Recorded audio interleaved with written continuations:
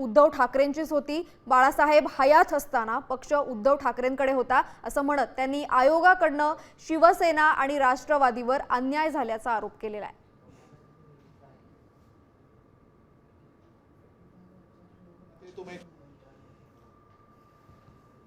शिवसेना ही काल, आज आणि उद्या ही उद्धवजींचीच असणार आहे। याचं कारण असं की बाळासाहेब ठाकरेंनी तो पक्ष स्थापन केला, ते हयात असताना त्यांनी तो पक्ष उद्धवजींच्या हातात दिला। शरद पवारांकडून चुकीच्या पद्धतीने पक्ष काढून घेतला।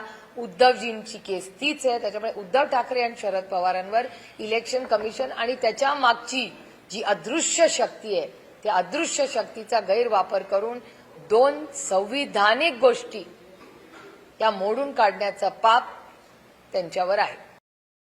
सुप्रियाताई काही म्हणू शकतात, पण हा प्रश्न जो आहे हा सर्वोच्च न्यायालयाच्या विचाराधीन आहे। आता सर्वोच्च न्यायालय या संदर्भात निर्णय देणार आहे।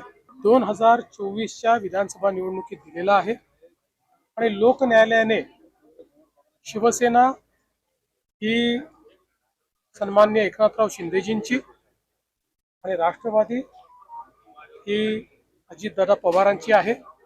यावर शिक्कामोर्तब केलेला आहे। ठीक आहे, आता सुप्रीम कोर्ट काय करतात याकडे सगळ्यांचं लक्ष आहे, पण सुप्रीम कोर्टही हाच निर्णय दिला अशी आम्हाला अपेक्षा आहे।